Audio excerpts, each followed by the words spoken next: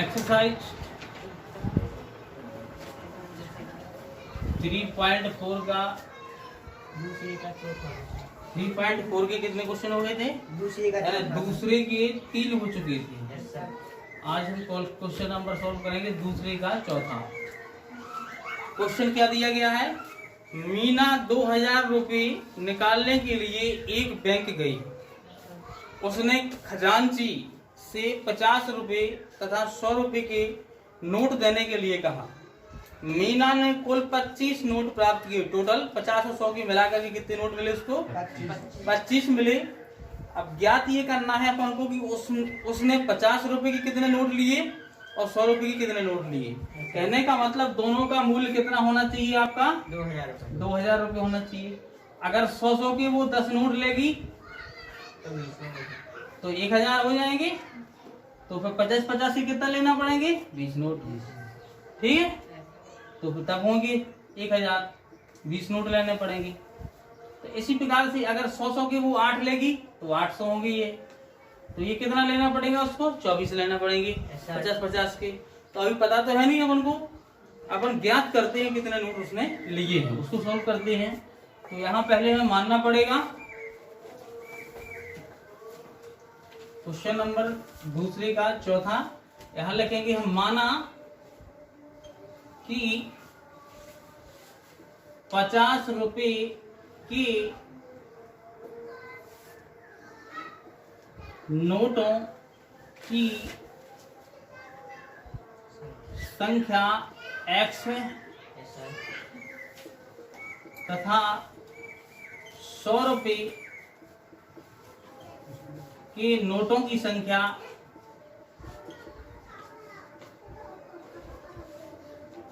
y है। x 50 रुपए के नोटों की संख्या x है और 100 रुपए की नोटों की संख्या y है। अब हमें ज्ञात है कि हमने 50 रुपए के नोट कितने माने? x और 100 रुपए के माने y। अगर दोनों नोटों को अगर जोड़ देते हैं अपन प्रश्नानुसार, अगर दोनों नोटों को अगर अपन जोड़ देते हैं तो दोनों कितने हो जाते हैं?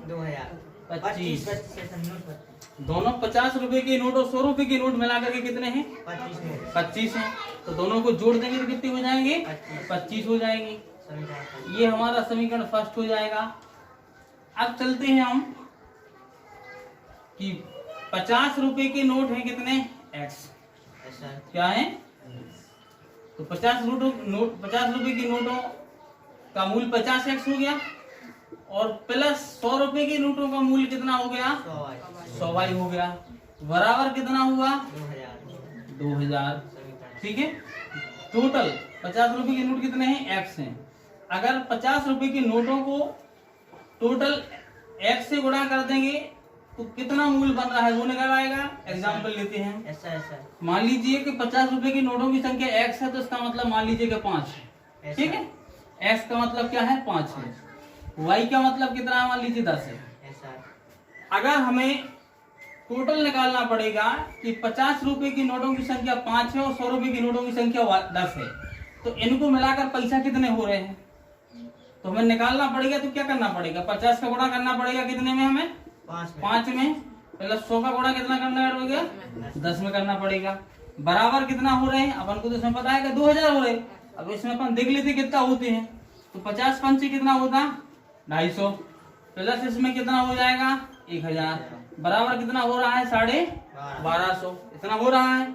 उसी प्रकार से मान लीजिए जी x की जगह पे क्या है? 5 की जगह x रख दिया हमने और y की जगह कितना रख दिया?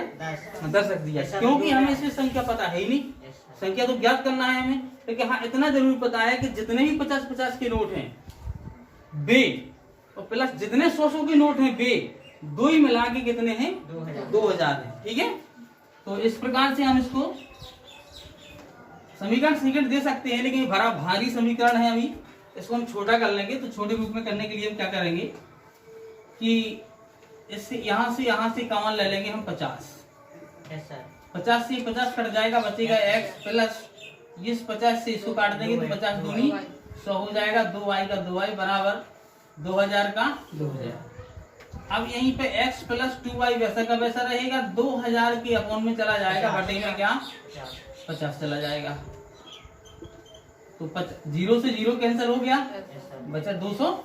तो 5 चौके 20, कितना बचे 40। तो x प्लस 2y बराबर कितना बचे 40 बचे। तो ये इसको दे दो अपन क्या समीकरण सेकंड, क्योंकि ये छोटा हो गया वो बड़ा था। अब देखते हैं हम, समीकरण फर्स्ट रहा, ये सेकंड रहा। हमें पता है कि गुणांक समान चाहिए, तो गुणांक x x के समान है पहले से। अब हमें क्या करना है कि इनको विलोपित करना है, तो इनके चिन्ह क्या करना पड़ेंगे अलग अलग। पहले तो ये देख लीजिए कि हमें इसका चिन्ह सेम दिखाई दे रहा कि नहीं। जिसकी गुणांक समान उनका चिन्ह देखना है हमें, कैसा है समान है ना, तो समान है तो क्या लिखना पड़ता है हमें घटाने पर। तो लिख देंगे हम समीकरण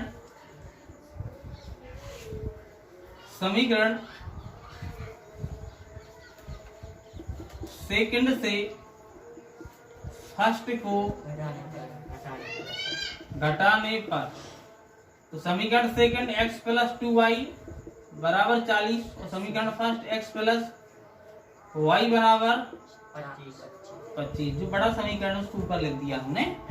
अगर ये बड़ा होता तो लिख देते हम समीकरण फर्स्ट में से सेकंड को घटाने पर, और ये सेकंड वाला बड़ा है इसलिए लिख दिया सेकंड में से फर्स्ट घटाने पर। और अगर आप ऐसा भी लिख देते हैं कि समीकरण फर्स्ट से सेकंड घटाने पर, तो भी कोई दिक्कत नहीं, तो दिक्कत नहीं है आपको। अगर लिख देंगे आप सेकंड फर्स्ट से सेकंड को घटाने पर, तो भी दिक्कत नहीं है। ऐसा लिख दिया तो भी दिक्कत नहीं, दिक्कत कहीं नहीं है।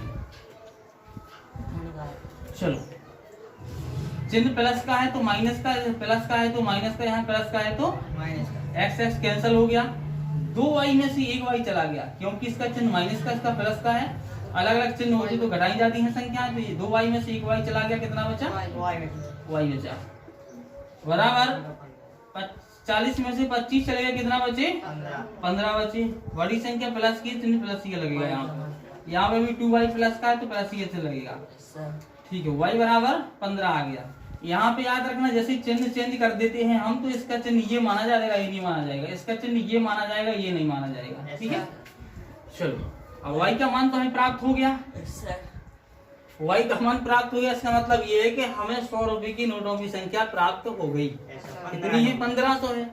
अब ऐसे तो आप समझदार हुई तो पता लगा ही लोगे कि 100 रुपए के नोट कितने हैं 15, तो हो गया 1500। पैसों वाली बात है तो जल्दी पता लगा लोगे आप लोग वैसे, तो 1500 ही है। अब कितने बचे 500 रुपये और बचे 2000 के लाने, तो 50-50 के नोट कितने होंगे फिर 10 होंगे, 10 होंगे, 10 निकलना है। लेकिन अपन को यहाँ लिखित रूप से देना ना, हम कहाँ रहते इंडिया में रहते हैं, तो हमको लिखित रूप में देना पड़ता है यहाँ, ठीक है। लिखित संविधान है, लिखित रूप में ये देना पड़ेगा। तो y का मान समीकरण फर्स्ट में छोटा है उसमें रखो, फर्स्ट में रखने पर लड़ाई उससे लड़ना चाहिए जो छोटा हो। ये छोटा है ये बड़ा है थोड़ा, इसमें रख दो मान, ठीक है। समीकरण फर्स्ट में रखने पर, समीकरण फर्स्ट क्या है आपका, यहाँ लिख दें, यहाँ ही लिख देते हैं, ठीक है। तो समीकरण फर्स्ट है x प्लस वाई बराबर 25। y का मान कितना आया 15 बराबर x बराबर 25 का 25 प्लस का 15 उस साइड जाएगा, कितना बचा आ गया था, पहले ही पता था कि 10 आना है, ठीक है। तो ये 10 आ गया। अब हम क्या करेंगे, इसको लिख देंगे नीचे हम, अतः 50 रुपए की नोटों की संख्या बराबर कितनी है 10, और 100 रुपए की नोटों की संख्या बराबर कितनी है 15। नोट कर लीजिए, आंसर आ गया आपका।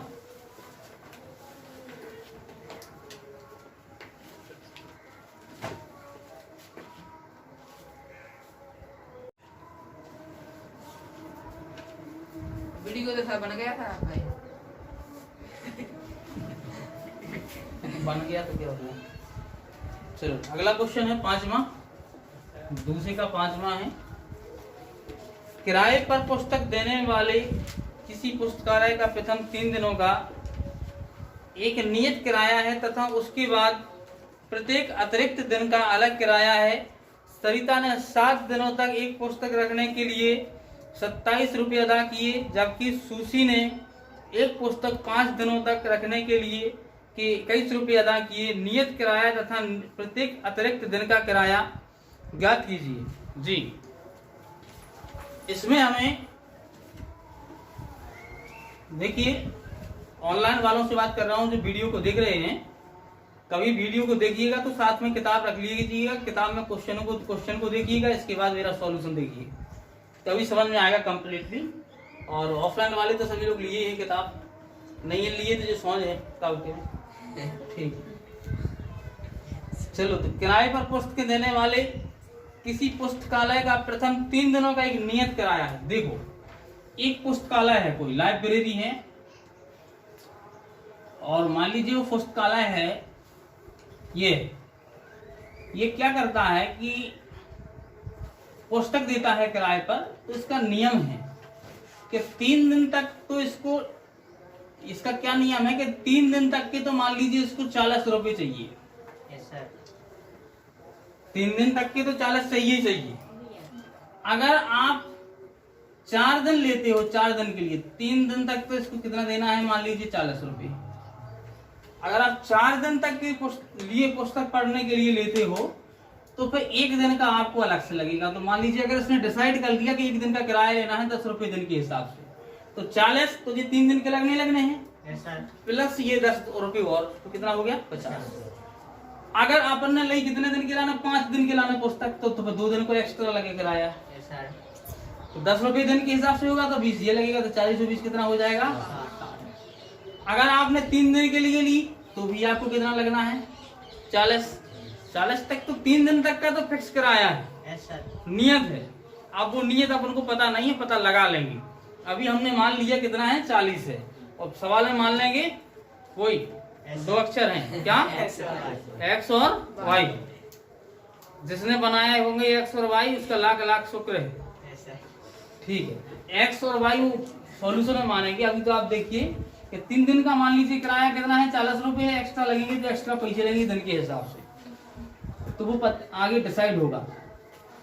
तो हम इसको सॉल्व करते हैं। तो नियत दिन का किराया अलग ज्ञात करना है अपन को, अतिरिक्त दिन का अलग निकालना है कि 1 दिन का अतिरिक्त किराया कितना लगता है, और नियत दिन का 3 दिन का कितना लगता है, ये हमें निकालना है उसमें। तो इसमें लिखा है किराए पर पुस्तकें, आगे है प्रथम 3 दिनों का, देखेंगे हम प्रथम 3 दिनों का नियत किराया बराबर x रुपये है, ठीक है। तथा अतिरिक्त दिन पूछ रहा है उसमें, तथा प्रत्येक अतिरिक्त दिन का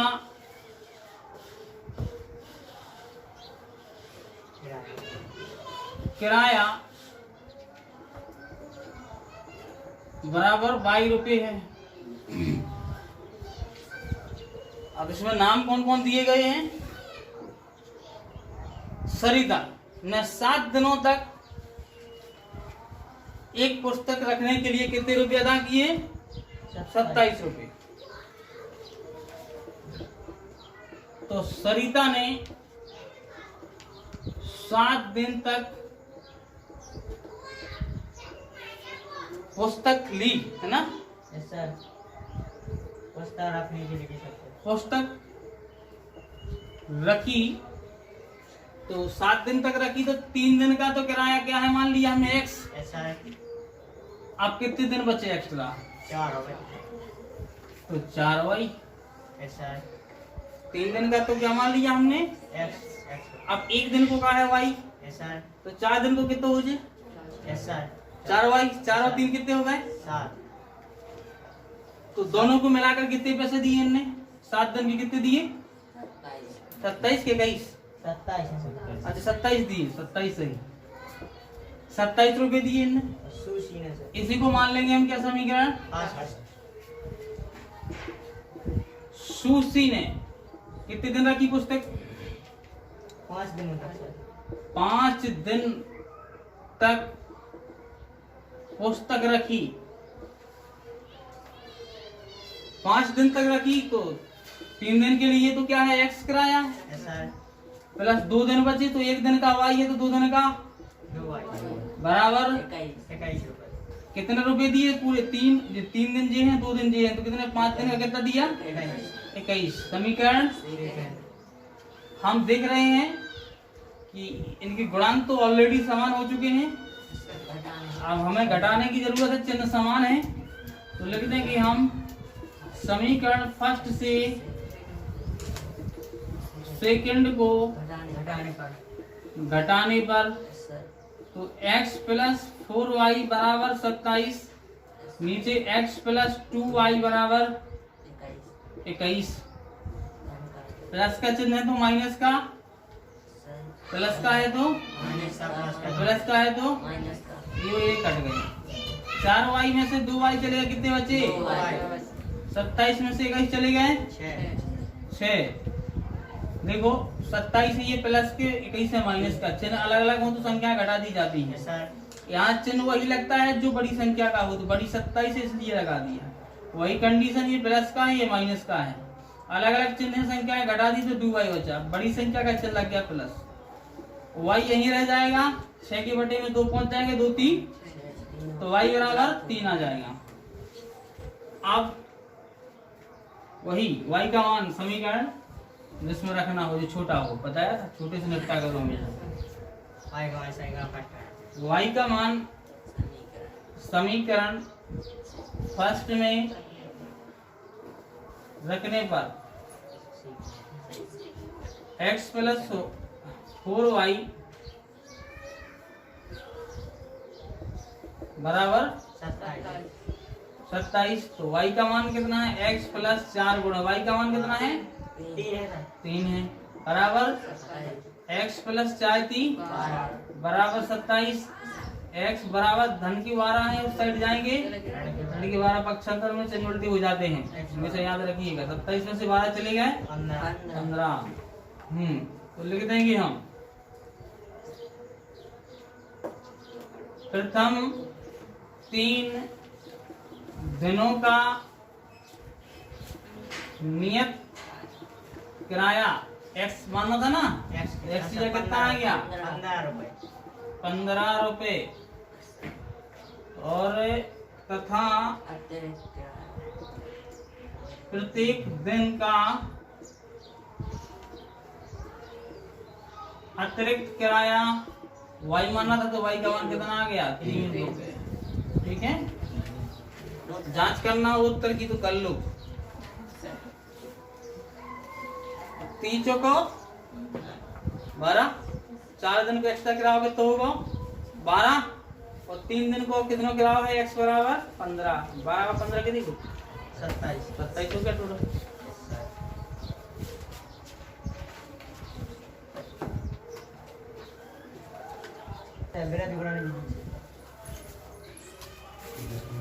तो इस प्रकार से ये एक्सरसाइज 3.4 के पूरे का क्वेश्चन कंप्लीट कर लिए, समाप्त हो चुकी है।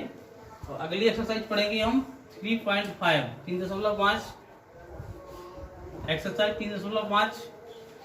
अब इसमें इसको पढ़ने के पहले हमें कुछ फॉर्मूले याद रखना है, तो फॉर्मूले याद कर लीजिएगा, इसके बाद हम आगे पढ़ेंगे। वो सूत्र क्या है अगर आपको पहले समझ लीजिएगा क्या है स्थिति। यहाँ पे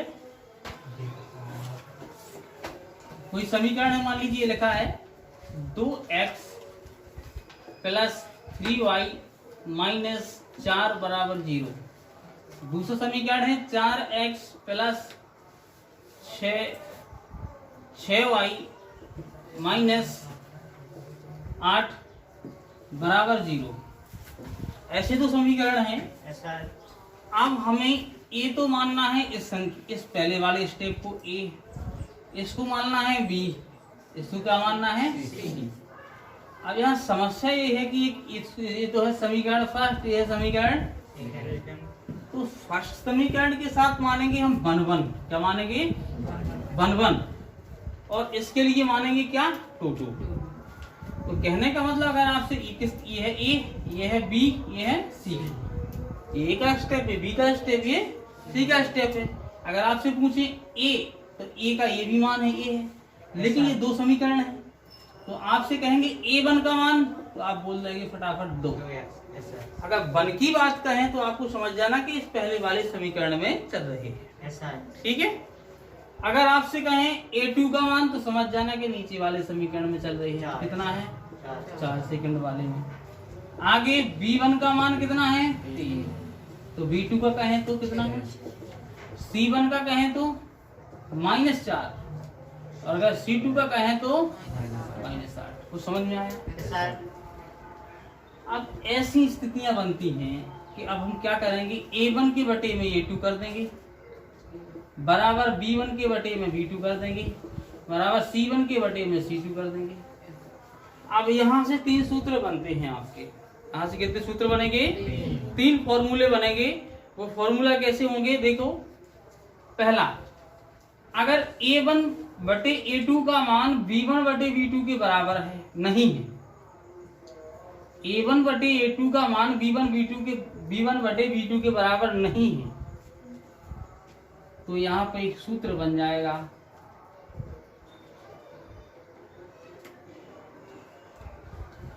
उस सूत्र को कह देंगे हम A1 बटे A2 बराबर नहीं है B1 बटे B2 की, तो इस सूत्र को कहेंगे हम। अगर ऐसी स्थिति हमें कहीं मिल जाए, तो ऐसी स्थिति जब होगी तो समीकरण कैसा होगा बताता हूं।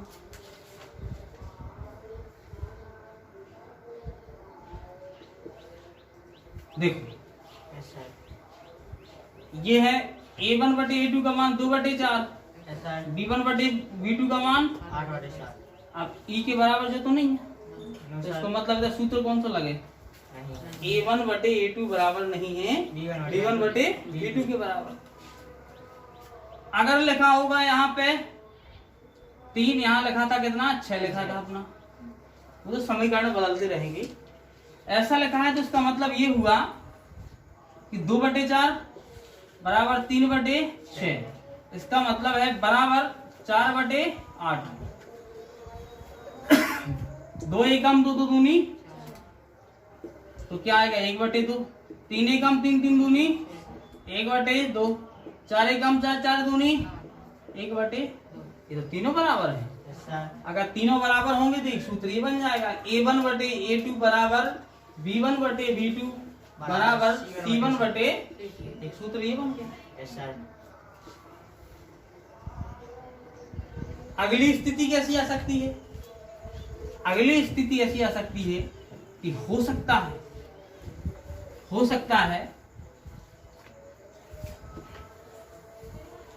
है कि ये और ये तो बराबर हों, यानी कि इनके मान तो बराबर हों, लेकिन हो सकता है इसकी ना हो, ठीक है। तो क्या स्थिति बनेगी, 2 बटे, तो 1 बटे 2 आओ तो इसको मान, इसका 1 बटे 2, इसका आया था -13 बटे -17, माइनस कट जाएगा। अब यहाँ पे क्या स्थिति बन रही, A1 बटे A2 के बराबर में B1 बटे B2 तो है, लेकिन B1 बटे B2 के बराबर C1 बटे C2 नहीं है, क्योंकि ये तो 13 बटे 17 था, 1 बटे 2, ये बराबर नहीं है। तो यहाँ तीसरा फॉर्मूला बन जाएगा, वो क्या बन जाएगा, A1 बटे A2 बराबर B1 बटे B2 बराबर नहीं है C1 बटे C2। आप बताइए E के अलावा तो कोई स्थिति बन नहीं सकती, यही बन सकती है, इसके अलावा तो कोई स्थिति बन नहीं सकती है। तो तीनों फॉर्मूले हो गए। आप इनका आप नाम से चीनने लगो कि ये कौन कहलाता, ये कौन कहलाता, ये कौन कहने लगता। अगर ऐसी स्थिति आ जाएगी तो आपको समझ जाना है कि समीकरणों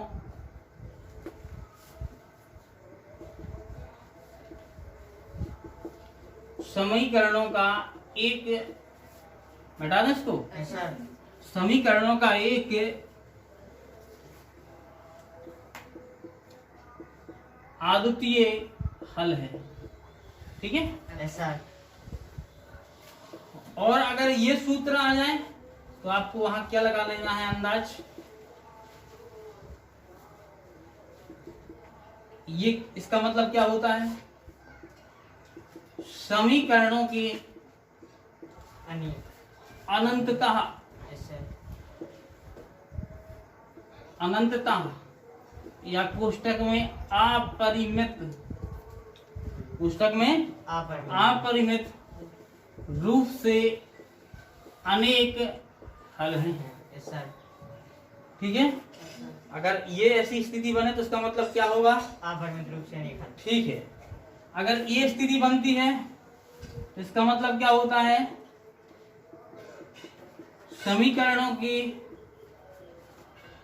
समीकरणों का कोई भी हल नहीं है। यस सर अब आपसे पूछा जाएगा कि बताइए कि समीकरण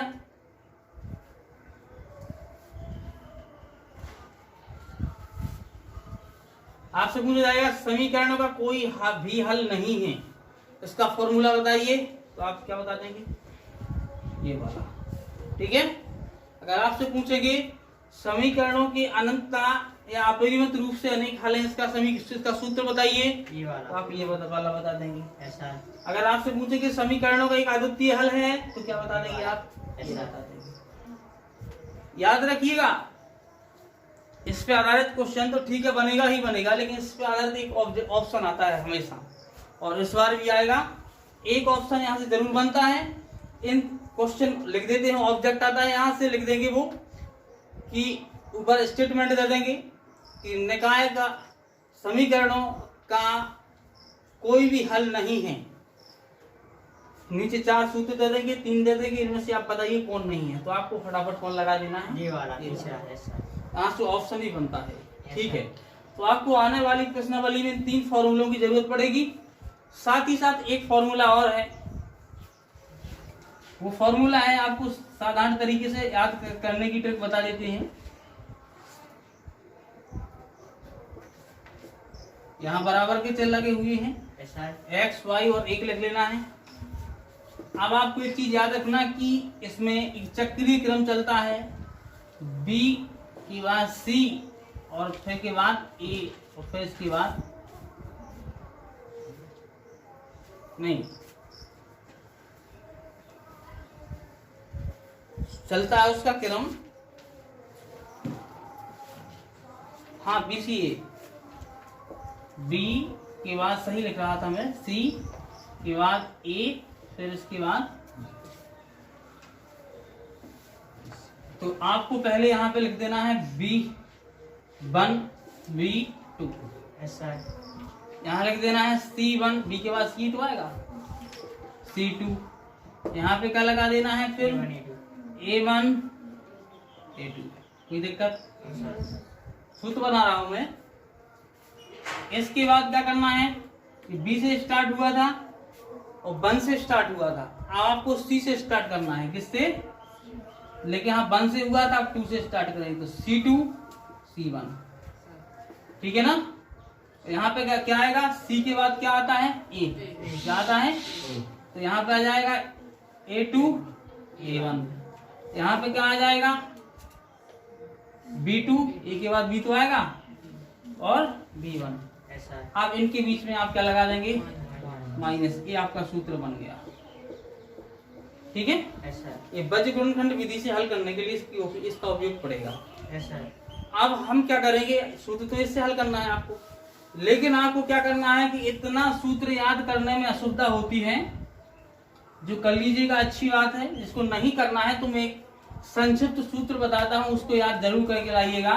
वो बहुत बड़ा सूत्र है, वो सूत्र आपका बहुत बड़ा ये है, BCA B,